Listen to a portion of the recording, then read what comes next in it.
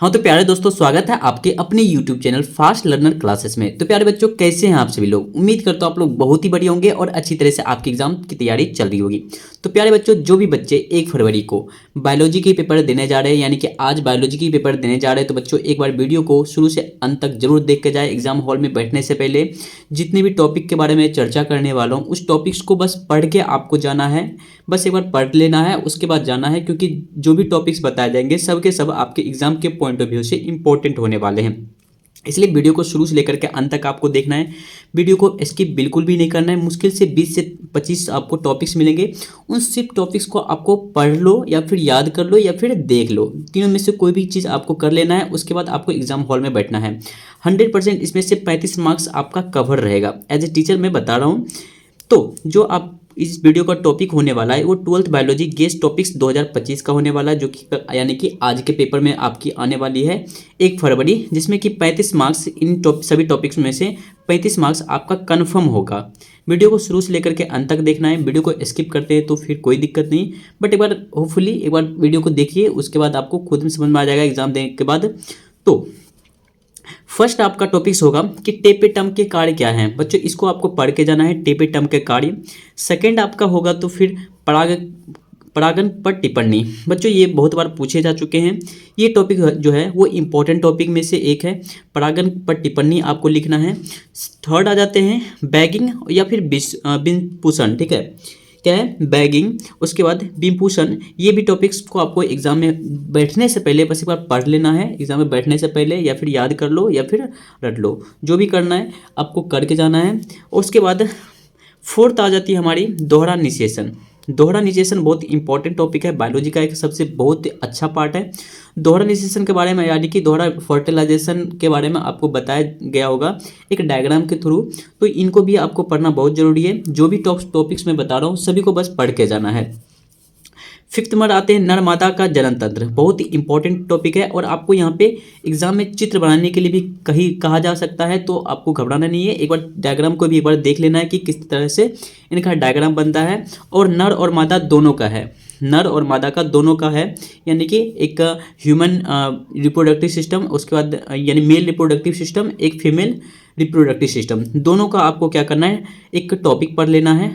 उसके टॉपिक के अंदर जो चित्र है चित्र को भी देख लेना है। दोनों टॉपिक्स आपका क्लियर हो जाएगा। बस मैं बता रहा जाऊँ वही बस आपको पढ़ के जाना है। उसके बाद 6 नंबर आते हैं परिवार नियोजन। परिवार नियोजन में 2 चीज़ आते हैं, एक आते हैं अस्थाई, एक आते हैं अस्थाई विधि। दोनों टॉपिक्स को आपको इसमें भी पढ़ के जाना है, परिवार नियोजन का। उसके बाद 7 नंबर है GIFT, उसके बाद GIFT, ZIFT, उसके बाद IVF और ICSI, एक MTP आपको पढ़ाए गए होंगे आपके टीचर के थ्रू। ये इंपॉर्टेंट है, इनमें से कोई एक आ सकता है। सबसे इंपॉर्टेंट टॉपिक है मेंडल के नियम, जो कि हर साल पूछे जा चुके हैं। हालांकि जो ये आपके हैं सब्जेक्टिव में से आने वाले हैं, ऑब्जेक्टिव की मैं बात नहीं कर रहा हूँ, सिर्फ सब्जेक्टिव की बात कर रहा हूँ। मेंडल के नियम जो कि अपूर्ण सहप्रभाविता के बारे में बताया गया है, उनको आपको एक बार पढ़ लेना है। उसके बाद एग्जाम हॉल में जाना है। उसके बाद 9 नंबर जानते हैं कि मक्खी तथा पक्षी में लिंग निर्धारण। बहुत ही इंपॉर्टेंट टॉपिक है बायोलॉजी का। इसमें सबसे महत्वपूर्ण टॉपिक्स में से एक है कि मधुमक्खी तथा पक्षी में लिंग निर्धारण कैसे होता है और दोनों में डिफरेंस बिटवीन आपको करना है। तो इसको भी आपको पढ़ के जाना है। देन चलते हैं 10 नंबर। 10 नंबर है सिंगोम या डाउन टर्नर या फिर क्लेनी फिल्टर। ये टॉपिक भी आपको पढ़ के जाना है, एक बार देख लेना है। इंपॉर्टेंट टॉपिक है आपका वाटसन एवं क्रिक मॉडल।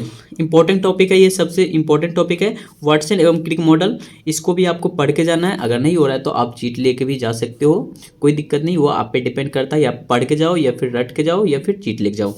उसके बाद 12 नंबर जानते हैं हर्षरे या चेस प्रयोग ऑपरेयन मॉडल। ये इंपॉर्टेंट टॉपिक है आपका।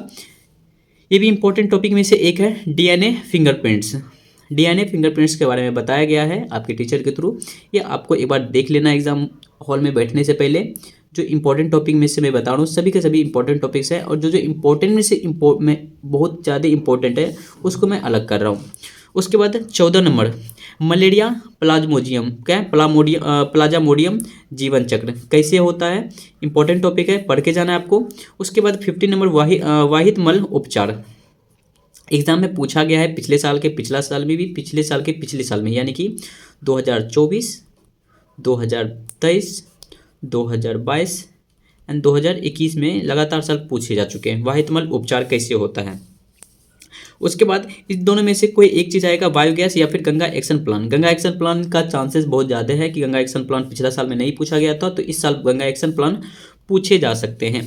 उसके बाद चलते हैं 17 नंबर है पुनः योजिक डीएनए या फिर इंसुलिन। बच्चों इंसुलिन को आपको पढ़ के जाना है। इंसुलिन पूरे बॉडी का जो पार्ट्स होता है, बॉडी के इंटरनल बॉडी के जो इंसुलिन होते हैं, इनको पढ़ के जाना है। उसके बाद बीटी फसलें जिसमें बैगन और कपास आते हैं, बस इनको एक दो बार आपको पढ़ लेना है इस टॉपिक को।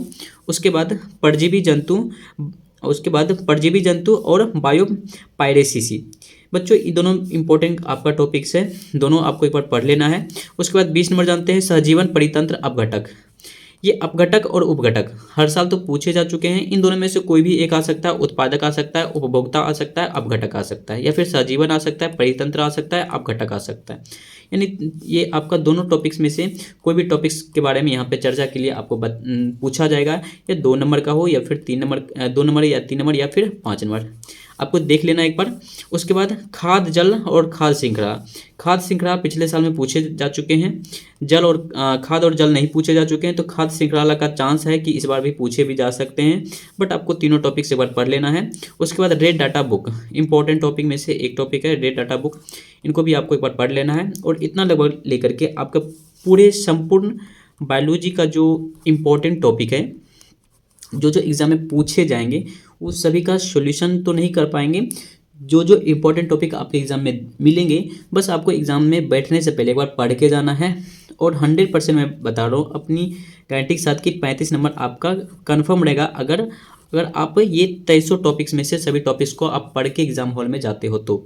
अदरवाइज फिर तो ऑब्जेक्टिव तो है ही, उसके बाद सब्जेक्टिव में भी आपको नंबर लाना बहुत ज़रूरी है। तो बच्चों होपफुली ये वीडियो आपको पसंद आई होगी। पसंद आई तो एक बार वीडियो को लाइक कर दीजिए, चैनल पर नए हो तो चैनल को सब्सक्राइब करके बेल आइकन को जरूर ऑन कर दीजिए। मिलते हैं बच्चों नेक्स्ट वीडियो को लेकर, तब तक के लिए बाय बाय।